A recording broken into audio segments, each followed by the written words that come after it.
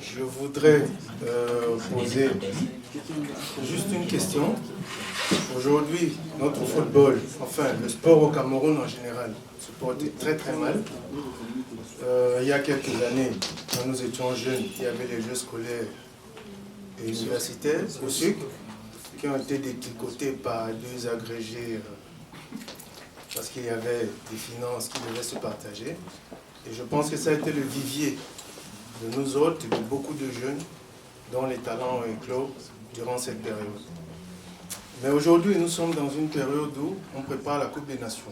Tout le monde voudrait que la Coupe des Nations se passe au Cameroun. Mais nous savons pourquoi nous sommes en retard dans les travaux. Mais je voudrais vous poser une question, M. Cabral. Qu'est-ce que vous comptez faire avec tout le désordre qu'il y a aujourd'hui dans toutes les fédérations? Ce n'est pas seulement la fédération de football, mais dans toutes les fédérations camerounaises, des sports en général, et même au ministère. Parce que c'est entendu, monsieur. On n'arrive plus à comprendre ce qui se passe. Quand j'ai la chance de rencontrer quelqu'un qui a porté haut l'étendard du Cameroun, je m'incline toujours.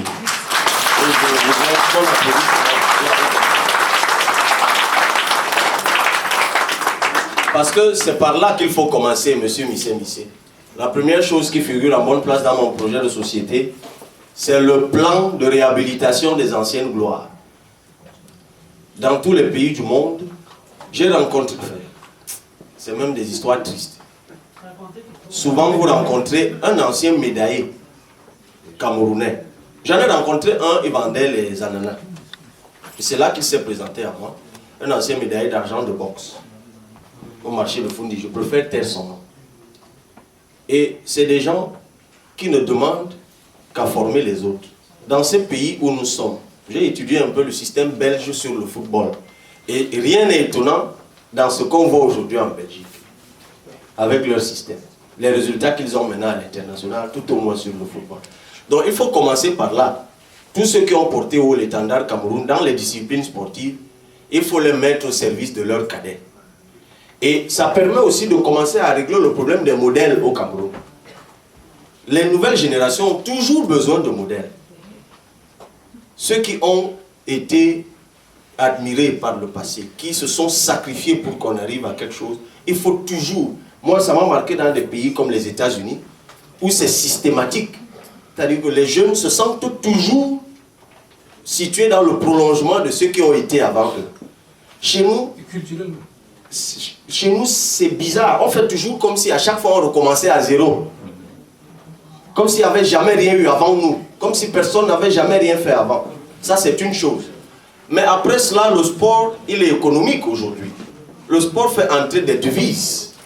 Et en cela, tout homme politique devrait s'y pencher. Parce que le sport, c'est le spectacle. Bon, maintenant, il y a le côté sport qui est effort physique, l'entretien de soi. Ça, c'est autre chose. Mais encore que ça aussi, ça doit se situer en bonne place. Mais ça, nous logeons ça dans le système de santé. Parce que dans la prévention, si vous voulez que les gens n'aillent pas trop à l'hôpital, il faut s'assurer qu'ils font même du sport et qu'ils se sentent bien.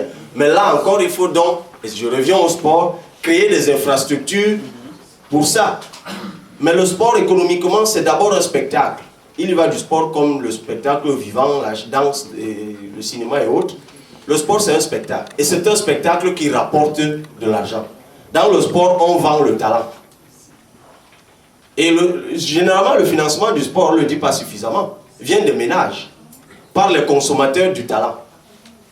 C'est eux qui payent pour avoir accès au talent. C'est pour ça que quand un stade est rempli, ce n'est pas l'État qui a rempli le stade. C'est les gens qui sont partis de chez eux pour venir consommer un spectacle. Donc au Cameroun, le problème du foot, puisque vous êtes footballeur, c'est qu'il n'y a plus de spectacle à consommer. Tous les talents s'en vont. Et du coup, il n'y a rien à consommer localement. Le reste, c'est la corruption, mais c'est autre chose. Donc il faut construire des infrastructures. Nous réglons ce problème par la décentralisation. Les aires de jeu de proximité. Ce n'est pas par hasard que le quartier, là où il y a Bata, c'est quoi? Loncac. C'est pas par hasard que le quartier Loncac, c'est de là qu'est sorti le basketteur camerounais qu'on appelle... Non, pas Embiid. Il y a eu un autre avant lui, là. Mba Mouté. Pourquoi? Parce que lorsqu'on construisait le Kansik, on a mis un terrain de basket. C'est pas par hasard que le creuset du volleyball, c'est à Messa.